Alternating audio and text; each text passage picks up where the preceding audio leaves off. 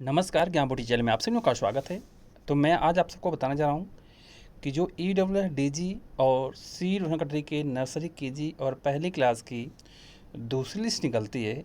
दूसरी लिस्ट निकलने में इतना समय क्यों लगता है, इतना टाइम क्यों लगता है दूसरी लिस्ट निकलने में, और क्या दूसरी लिस्ट के लिए आपको दोबारा ईडब्ल्यूएस डीजी का फॉर्म भरना पड़ेगा, रजिस्ट्रेशन करना पड़ेगा, और जो दूसरी लिस्ट निकलती है उसके उस लिस्ट में कौन से क्लास के बच्चों का नाम आता है, कौन से कैटेगरी के बच्चों का नाम आता है, ये सारी जानकारी मैं आपको बताऊं इस वीडियो में। जानकारी जानने से पहले जो लोग चैनल पर पहली बार आए चैनल को सब्सक्राइब कर दें, वीडियो अच्छी लगी तो इसे लाइक करें, शेयर करें, कमेंट करें, बताएं कि ये इन्फॉर्मेशन आपको कैसे लगी। जैसे कि आप सबको पता है ईडब्ल्यूएस की पहली लॉटरी निकली और उसकी एडमिशन प्रक्रिया अभी तक भी चल रही है। अभी भी उन बच्चों का एडमिशन नहीं हो पाया जिन बच्चों का पहली लॉटरी में नाम आया है, मतलब उन बच्चों का अभी भी एडमिशन प्रक्रिया चल रही है, कंप्लीट नहीं हुआ है। तो आखिर आप सबको बताना चाहता हूँ कि ईडब्ल्यूएस डीजी की जो दूसरी लिस्ट निकलती है इतना लंबा समय क्यों लगता है।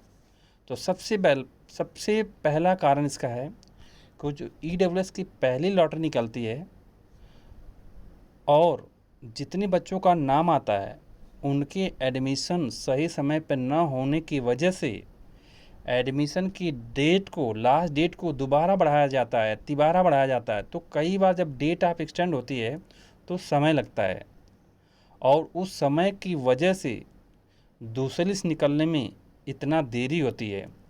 और इसके लिए मेरा तो डीओई को यही एक रिक्वेस्ट है कि जो ये प्रोसेस है बहुत स्लो है, बहुत धीमा है, और ये ऑथेंटिक प्रोसेस नहीं है, एक अच्छा प्रोसेस नहीं है। एडमिशन की जो प्रक्रिया बहुत जल्दी होनी चाहिए ताकि बच्चों का जो समय बर्बाद ना हो। आप खुद समझिए कि अभी जिन बच्चों का पहली लॉटरी में नाम आया था ईडब्ल्यूएस के नर्सरी केजी और पहली क्लास के, अभी तक बच्चों का एडमिशन चल रहा है और लगभग 1 महीना से ऊपर हो गया लॉटरी लिस्ट निकल ली। तो ये तो अच्छा नहीं है, इससे समय बर्बाद होता है, और दूसरी लिस्ट कब तक निकलेगी ये भी कुछ पता नहीं है। तो सबसे मेन कारण होता है कि दूसरी लिस्ट निकलने का लेट इतना कि पहली लिस्ट में जिन बच्चों का नाम आता है उनकी एडमिशन प्रक्रिया में बहुत समय लगा देते हैं लोग। और क्या दूसरी लिस्ट के लिए दोबारा से फॉर्म भरना पड़ता है, रजिस्ट्रेशन करना पड़ता है? नहीं, दोबारा आपको कोई फॉर्म नहीं भरना पड़ता। आपके जो पहले फॉर्म भरे थे उसी के बेस पे दूसरी लिस्ट में नाम निकाला जाता है। जैसे पहले इसमें बहुत बच्चों का नाम आया, अब इसमें क्या होगा, बहुत बच्चों का एडमिशन नहीं हो पाएगा किसी भी कारणवश। या तो हो सकता है उनका डॉक्यूमेंट सही नहीं हो, या तो वो एडमिशन नहीं ले पा रहे हो दूरी की वजह से, डिस्टेंस की वजह से, या कोई भी XYZ कारण की वजह से नहीं ले पा रहे हो। तो जो वो सीट खाली रहेंगी, वैकेंट रहेंगी, उस पर दोबारा जो वेटिंग लिस्ट में रहते हैं बच्चों, उनका उसी फॉर्म के थ्रू दोबारा फॉर्म नहीं भरना पड़ता है, उसी जो फॉर्म भरे थे पहले उसी के बेस पे निकाला जाता है।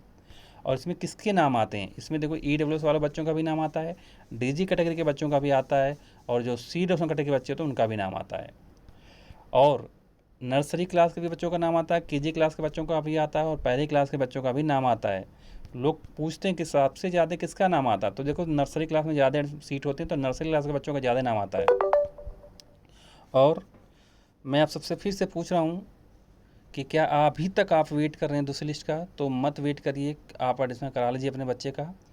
दूसरी लिस्ट जब भी आएगी इसकी जानकारी आपको मिल ही जाएगी, क्योंकि इसमें मैं बार बार आपको वीडियो बोलता हूँ, जानकारी जैसे कुछ मिलेगी मैं ज़रूर बताऊँगा आपको। और मैं आपसे फिर से बोल रहा हूँ, देरी इसी वजह से होती है क्योंकि पहली लिस्ट में जिन बच्चों का नाम आता है उनकी एडमिशन प्रक्रिया होने में बहुत समय लगा देते हैं, और इसका संशोधन होना चाहिए। आपको क्या लगता है, कमेंट बॉक्स में कमेंट करना, संशोधन होना चाहिए या जैसे चल रहा है ऐसे ही होना चाहिए? इसके अलावा कोई जानकारी चाहिए तो कमेंट बॉक्स में कमेंट करना। और आप लोग, मैं तो ये कहूँगा 2025 की तैयारी करिए अपने EWDG में। अगर बच्चों का एडमिशन कराना है तो सारे डॉक्यूमेंट्स रेडी करिए। दूसरी लिस्ट से तो ज़्यादा अच्छा है कि 2025 की तैयारी करिए, वो ज़्यादा समझदारी है। इसके अलावा कोई जानकारी चाहिए तो कमेंट बॉक्स में कमेंट करना, उसका जवाब दूंगा। तब तक मेरा thanks to all and all the best.